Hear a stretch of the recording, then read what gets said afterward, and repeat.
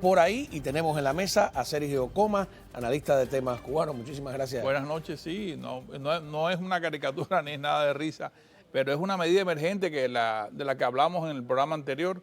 Habíamos dicho que ellos no se podían presentar al Congreso de Partido con tanta negatividad, con tantos fracasos, y básicamente al analizar los propios documentos programáticos, tú veías que los tienen que modificar en su mayoría. Es decir, que hicieron una planificación de espaldas a las necesidades reales del país. Déjame presentar también a Ángel Rodríguez Pita, profesor de Economía, portavoz del Emprendimiento Cuba Humanista. ¿Cómo estás, Ángel? Un gusto tenerte nuevamente por acá.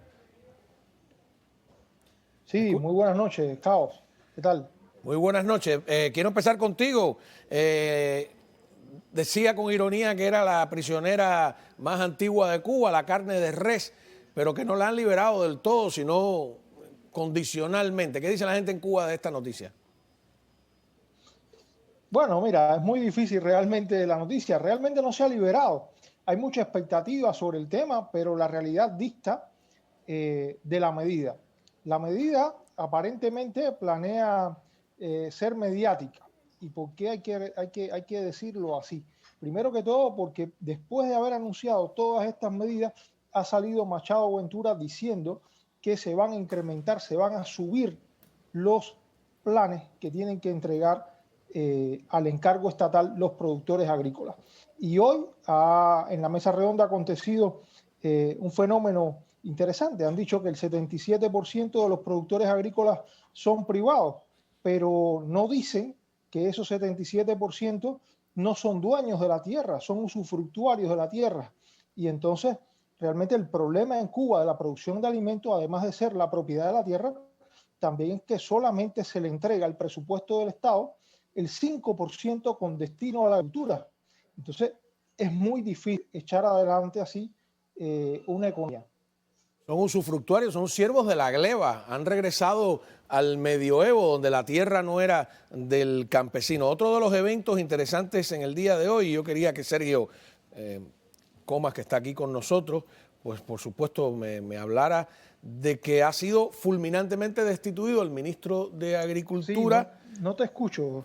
Que tenemos aquí a Sergio Comas, analista también de temas cubanos y de temas económicos e institucionales, y que quería sumarlo a la discusión porque han destituido al ministro de Agricultura. ¿Qué cosa es esto?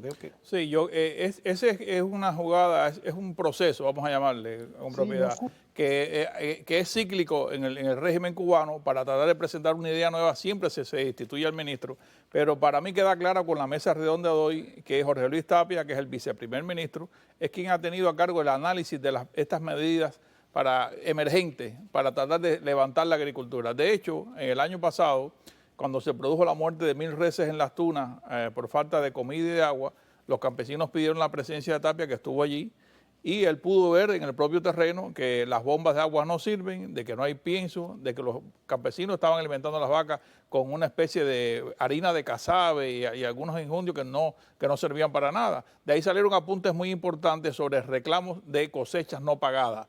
Y eso es lo que más distingue la mesa redonda de hoy. En lugar de una orientación, se está hablando de contratos y de créditos.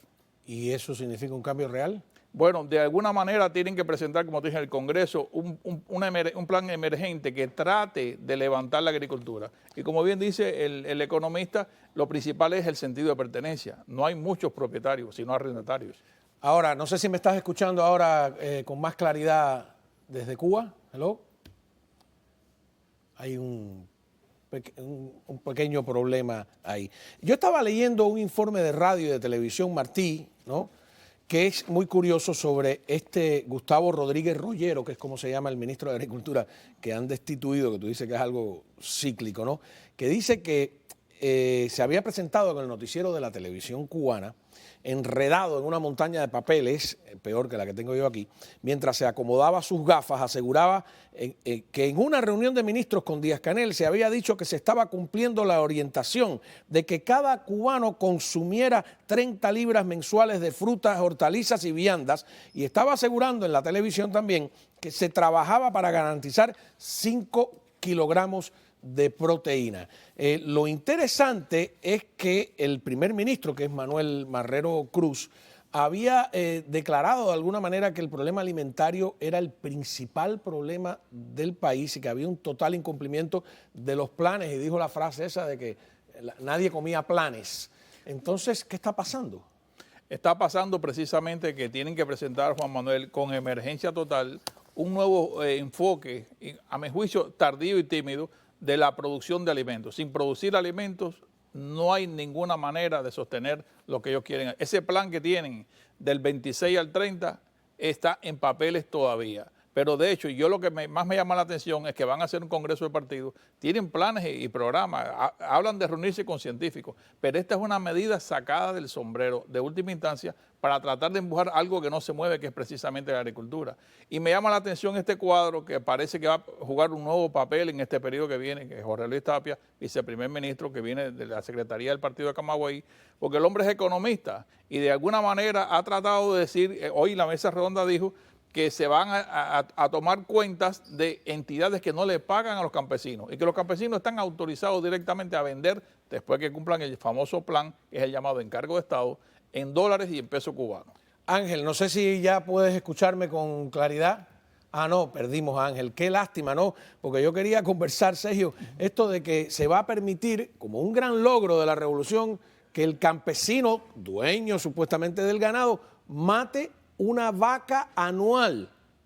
Sí ha garantizado que tenga una pareja que generó o procreó una descendencia. Sí, esa que tú acabas de citar es la norma típica en el Ministerio de Agricultura de que no se puede matar una cabeza de ganado que no ha sido repuesta a través del proceso de creación. Pero básicamente si tú no tienes los forrajes, si no tienes, por ejemplo, han tenido que ajustar el consumo eléctrico al campesinado y de agua a una tarifa que el Estado llama que va a ser subvencionada. Y la fumigación también se va a hacer a costo. Es decir, que están tratando de que el campesino tenga acceso real a productos, a insumos y que produzca. Algo que vamos a ver si resulta, a mi juicio, tardío. A ver, Ángel, por fin tenemos la comunicación. Nada. Se ha hecho. Ahora, estamos peor, Sergio, que la época de la rebelión de los vegueros. Porque fíjate que la rebelión de los vegueros y el famoso estanco del tabaco, ¿por qué protestaban los vegueros? Porque la metrópoli española obligaba a vender el tabaco solamente a España. No podían venderlo en Estados Unidos, no podían venderlo en las colonias holandesas, no podían venderlo a las colonias británicas ni al Imperio Británico, donde era muy cotizado. De hecho, quienes le pusieron al tabaco habano fueron los británicos. Aquí es peor, porque aquí no solo son dueños del mercado, son dueños, porque hay que venderle al Estado, ¿no? Sí, que básicamente lo que no ha cambiado y que da pocas esperanzas de que esto se dinamice de verdad es que la figura de acopio, que es el monstruo que controla, como que lo dice, acopia. Que acopia cuando quiere, porque están ese ministro Rollero que le prometió al pueblo una cantidad de toneladas de alimentos y frutas, se desdice cuando tú vas a las redes y ves que hay campesinos denunciando directamente en Facebook la pérdida de cosechas de miles de coles, de mangos, de tomates, por el problema que se pierden porque hay ¿cómo que le decían a la cadena transporte? Puerto Economía Interna. Siempre buscaba una palabreja para explicar lo que es lógico. Pero te decía que era peor todavía porque aquí el Estado, la metrópoli, no es solo dueña del producto que obliga, ahora se supone que están libres, es dueña del abono, de la tierra, de los útiles de labranza. Ellos son los que venden o no venden. Es un monopolio tan brutal y luego como... Por eso decía que eran siervos de la gleba. Recordemos que era un siervo de la gleba en el medioevo, que fue, en vez de ser esclavos, pues supuestamente eran libres, tenían que... La tierra nunca era de ellos, tenían que dar un diezmo. Aquí es más que un diezmo. Es mucho más y para mí me llama mucho la atención de que antes de llegar aquí, o sea, ellos actúan por crisis y por coyuntura. Vaca. Me dicen que tengo a Ángel, déjame ver si probamos. A ver. Okay. Ángel. Nada, es un misterio. Sí, cómo no, Juan Manuel. Ah, sí, me escucha. Yo pensaba que era como la vaca.